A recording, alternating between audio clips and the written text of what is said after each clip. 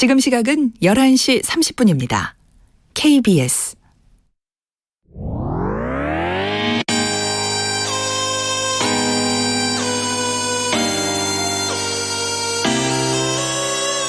어떤 사람들은 삼루에서 태어났으면서 자신이 삼루타를 친 것처럼 생각하며 살아간다라는 말이 있어요. 3분 즉석카레 만들듯이 법안을 뚝딱뚝딱 잘 만들어내시는 분들이 왜 여기에 대해서는 이렇게 직무유기를 하고 있을까, 그런 문제가 들고 따끔하게 이 여성 팬티에 달려있는 정체불명, 의미불명의 리본에 대해서 생각을 하게 됩니다. 도대체 이 아이는 왜 있는가? 경쾌하게 정말 그런가요? 외신도 당황한 거죠. 이 사건을 보고. 도대체 한국에서 무슨 일이 벌어지고 있는 거냐. 이거 한국의 성보수주의 때문 아니냐. 할 말은 하면서 같이 고민해보겠습니다. 세상을 보는 따뜻한 시선 정용실의 뉴스 브런치. 네, 정용실의 뉴스 브런치 듣고 계신 지금 시각 11시 31분입니다. 시인의 눈으로 뉴스와 세상을 보는 그런 시간이죠. 시시한가. 오늘도 방수진 시인 자리해 주셨습니다. 어서 오십시오. 네, 방수진입니다. 안녕하세요. 오늘은 어떤 뉴스를 갖고 오셨나요? 네, 어제부터 단계적 일상회복 시작되지 않았습니까? 네, 그렇죠. 코로나19가 유행하는 와중에 사회생활을 시작한 이제 직장인 초년생 그리고 대학생들을 중심으로 이 일상회복에 대한 기대감과 함께 불안감이 감지되고 있다는 소식입니다. 기대감과 함께 불안감이? 네, 마냥 좋지만은 않다는 거죠. 국민일보 보도에 따르면 대학가에서 그동안 침체되어 있던 이제 동아리 활동 같은 것들이 슬슬 회복하려는 준비를 하고 있고요.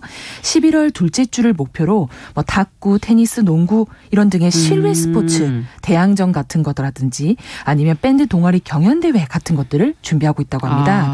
하지만 이런 걸 준비하면 굉장히 기뻐야 하는데 그 분위기와는 다르게 비대면으로 입학하고 이 강의를 들어왔었던 새내기들은 사실 이런 경험이 거의 없기 때문에 사실 새내기 때 해야 되는데 새내기 때 해야 되는 걸 스킵하고 넘어가다 보니 이제는 이게 좀 부담스럽다. 다수와 단체로 만난 경험이 없다. 친구들끼리 모임 예행 연습이라도 좀 해야 되는 거 아닐까.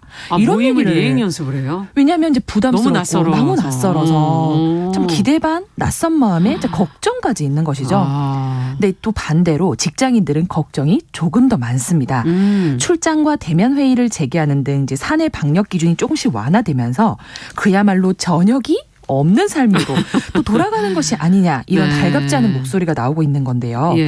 외국어 공부나 운동 같은 것들을 이 코로나19 이후로 시작했던 직장인들이 많았던 거죠. 일정을 짜놨겠죠. 이미 빼곡한 일정을 이제 회식 때문에 빼야 되는 건지 아니면 회식을 안 가야 되는 것인지, 그리고 재택근무로 인해서 좀 편하게 입었었던 옷차림을 다시 또 신경을 써야 하는 것인지, 회식 때 노래방을 가게 되면 또 어떤 노래를 불러야 하는 것인지, 회식이 또 시작이 되니까 이제 이런 돌고 도는 고민들이 이제 시작된 건데 뭐 밥총무라고 해서 이제 어린 갓 입사한 친구들에게 조금 이제 밥 메뉴나 이런 것들을 결정하게 하는 그런 역할들이 있는데, 밥총무라는 게 있어요. 그 밥총무 하는 인원들은 또 이제 이 일을 내가 다시 해야 되는 거냐. 점심 이제 인원이 풀리니까. 네, 다시 이제 또 이런 싫은 일을 해야 되는 거냐 하는 반응이 같이 있다고 합니다. 네. 그래서 마냥 기쁘지만은 않은 것 같아요.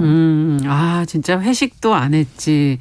비대면으로 뭐 웬만한 건 또 처리를 했고, 상대적으로 어떻게 보면 그러니까 개인 시간이 좀 많았던 거예요. 그럼요. 예, 근데 다시 이제 대면 일상으로 돌아가게 되면 그것이 좀 힘들다, 이런 지금 또 불안한, 또 불편하다, 이런 얘기를 지금 하시는 건데 어떠세요? 이게 세대 위주의 이야기인 것처럼 지금 기사는 돼 있지만 모두가 정말 다 그럴까요? 나이와 또 상관없이 이런 생각 하시는 분들도 있을 것 같고, 어떻게 보세요?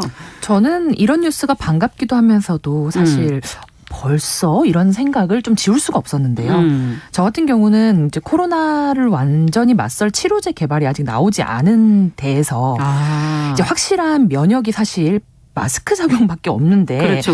이런 대면 생활로의 복귀가 이제 첫 번째 백신 접종이랑 방역으로 가까스로 잡아넣었던 우리의 심리적인 이런 어떤 안정선을 또 흐트러뜨리는 결과를 낳지 않을까 좀 걱정이 그게 되고요. 겁나시는군요, 일단. 둘째는 또 뾰족한 묘수가 없는 상황에서 대면으로 돌아갔을 때 우리 마음이 예전만큼 마냥 즐겁기만 할 것인가. 이게 약간 찝찝한 부분이 있지 그런 않을까. 부분이 있죠. 네. 그리고 세 번째는 말씀 주셨던 것처럼 비대면의 삶이 비록 좀 적막함과 외로움은 가져왔을지라도 예. 우리에게 불필요한 회식 문화라든지 불필요한 감염의 위험 혹은 자유 시간의 확보 이런 것들이 될 수 있어서 정말 좋은 측면이 있었는데 이걸 다시 포기하고 예전으로 돌아가는 것 이게 마냥 즐겁기만 할까 저도 좀 걱정 반 좀 기대 반 뭐 이런 마음이 들더라고요. 일단 병으로 인한 완전한 안전성이 확보되지 않는다는 부분에서의 불안함도 있고 네. 그것과 더불어 긍정적인 면이 있었다. 네. 비대면 상황이 지금 그런 얘기신 것 같은데요. 예. 그래요. 코로나19가 길어지면서 개인에게 좀 집중을 하다 보면 내향적인 분들은 특히 괜찮은 일상이다 이렇게 얘기하시는 분들도 주변에 있었던 것 같고 외향적인 분들도 일의 능률이 오르는 면은 분명히 있다. 그리고 또 시간을 아낄 수 있다. 뭐 이런 장점들을 얘기해 주시는데 그럼 한번 비대면 일상을 한번 되짚어 보죠. 어떤 점이 좋았던 겁니까? 저는 뭐 외향적이라기도 좀 애매하고 내향적이라기도 좀 양면을 다 가지고 있는 사람이라고 생각을 하는데요. 네. 사람들과 함께 모여 있으면서도 가끔씩은 굉장히 혼자 있고 싶어요. 그래요. 맞아요. 네, 모두가 좀 그런 면이 없잖아 있죠. 있겠지만 예. 그래서 비대면 2주의 이제 일상이 되면서 저는 주말마다 친구, 지인 약속이 굉장히 많았던 사람이었는데 그런 약속이 현저하게 적어지니까 제 혼자만의 어떤 장소, 핫스팟을 좀 개발하게 된 겁니다. 그래서 사람들은 좀 잘 모르는데 저만 발견한 코로나 청정 지역. 그러니까 반경 2, 3km에 사람이 거의 없는 굉장히 이제 여유로운 장소를 찾아서 제 혼자만의 내면을 들여다본다든지 아니면 인생에서 내가 뭘 잘했나 잘못했나 앞으로는 어떻게 살아야 하나 이런 것들을 좀 진지하게 고민을 해보기도 하고요. 누구나 좀 그렇긴 했죠. 네. 네. 그런데 이제 코로나19로 인해서 조금 이런 것들이 저는 하나의 삶의 루틴으로 들어온 것 같아요. 그래서 뭐 사실 저번 주말도 저는 혼자 그 장소에 몰래 가서 햇빛 쬐기도 3시간 하면서 야. 일기장에 제 요즘 생각이나 마음 정리도 같이 하고 이렇게 마음을 다시 다잡고 왔거든요. 좀 이게 처음에는 그 모임이 싹 사라진 자리가 굉장히 공허하게 느껴졌습니다. 맞아요. 이걸 어떻게 시간을 이제 앞으로 보완해야 되나 보내지. 때워야 하나 이런 생각이었는데 지금은 제가 그 혼자만의 시간을 가지는 핫플레이스 거기가 제 삶의 낙이자 굉장히 소중한 시간이 됐어요. 야. 집으로 돌아오는 길에 그런 생각이 들더라고요. 비대면으로 너와는 멀어졌을지라도 나와는 더욱 가까워졌구나 이런 생각이 너하고는 들어요. 멀어졌을지 몰라도 나하고는 가까워졌구나. 네, 그런 생각이 들었습니다. 이 핫스팟이 도대체 어딘가 끝나고 여쭤봐야지. 근데 어쨌든 비대면의 장점이 분명히 있다는 걸 지금 짚어주신 거고 또 장점과 단점을 이제 제대로 알게 된 만큼 어떤 거는 여기서 계속 유지되고 어떤 거는 또 변화될지 뭐 어떻게 보세요? 어떤 예상을 하세요? 네, 그런 예상을 하기 위해서는 무엇보다 코로나19로 인해서 우리가 깨달은 바가 뭔지를 좀 짚어봐야 그렇죠. 될 것 같아요. 첫 번째, 제가 한 몇 가지를 준비해봤습니다. 많은 분들을 좀 만나고 시끌벅적 모임을 가지고 있던 이전의 그런 삶이 이 코로나19로 인해서 착 줄어들면서 처음엔 당황스러웠을지라도 점점 깨닫게 된 것 같아요. 이게 반드시 꼭 필요한 건 아니었구나. 어쨌든 이게 아니어도 일상은 돌아가더라 하는 것을 깨달았다고 저는 생각합니다. 네. 둘째는 더 나아가서 그러한 대면 활동이 사실상은 조금 소비적인 측면이 없지 않아 있었다. 소비적이다. 네. 우리가 한국 사람들이 제일 많이 말하는 게 야 반갑다. 언제 한번 밥 먹자. 우리 술 마시면서 좀 진지한 얘기 좀 해야지. 언제부턴가 반드시 식사를 하거나 술자리를 가져야만 그 사람과 친해지고 뭔가 진지한 얘기를 할 수 있다고 생각했는데 아니다.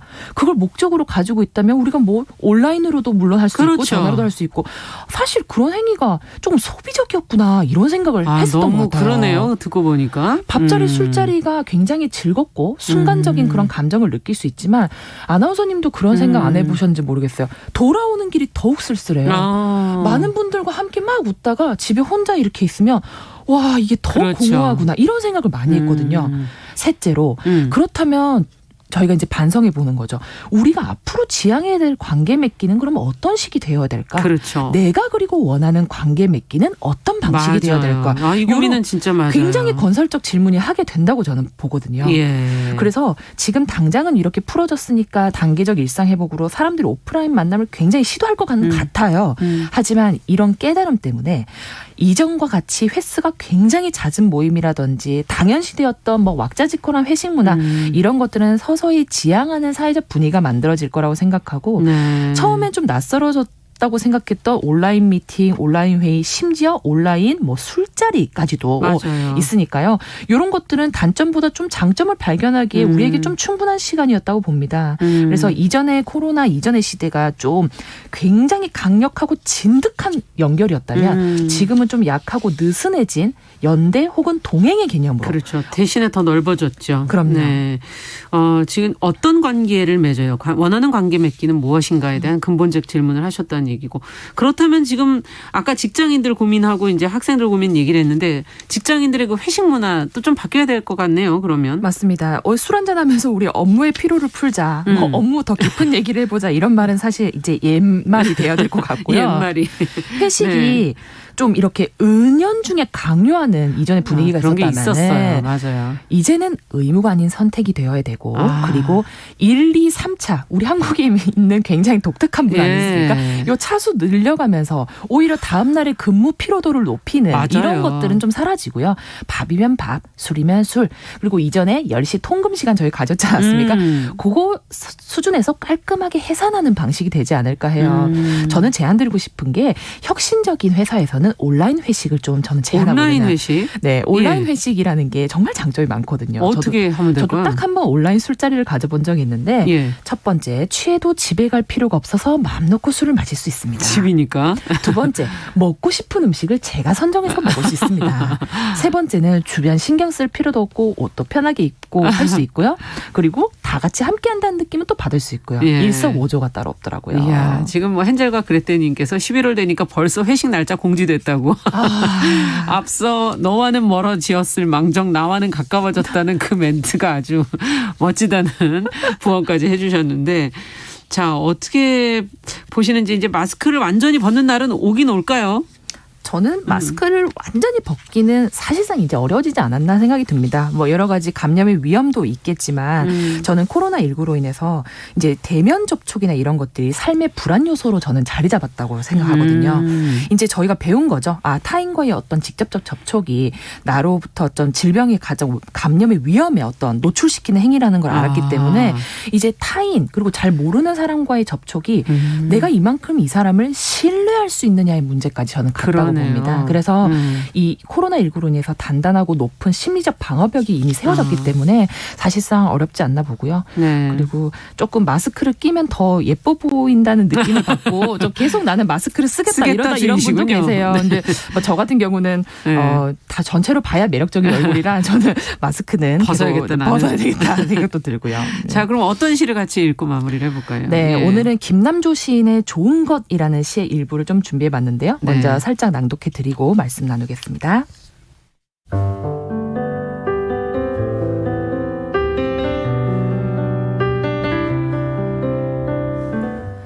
김남조 좋은 것. 좋은 건 사라지지 않는다. 비통한 이별이나 빼앗긴 보배스러움, 사별한 참사람도 그 존재한 사실 소멸할 수 없다.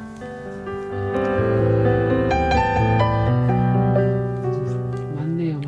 네. 사라지지 않죠. 좋은 거는. 네. 네. 저희가 많은 변화를 겪으면서 예. 많은 분들이 이런 불안이 좀 많으실 것 같아요. 우리가 비대면이라는 것도 변화로 받아들였는데 다시 일상 회복을 했는데 또 다시 비대면으로 돌아가지 않을까. 그러니까 숱한 변화를 계속 맞이해야 된다는 이 미래의 불확정성이 굉장히 우리 마음속에 지금 불안으로 자리 잡고 있는 것 같은데요. 김남조 시인의 말처럼 그럼에도 불구하고 제일 중요한 건 좋은 건 우리 곁에 항상 사라지지 머물러 않는다. 있다. 그리고 그것을 잊지 않고 계속 되새기고 그 변화 속에 중심을 잡고 살아가는 것.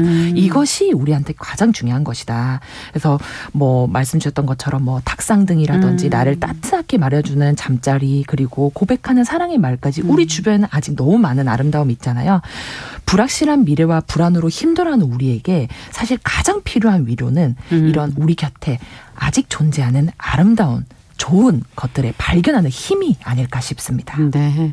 오늘 단계적 일상 회복과 더불어서 저희가 함께 다가올 변화에 대해서 시시한가에서 이야기 나눠봤습니다. 방수진 시인과 함께했습니다. 감사합니다. 네, 감사합니다.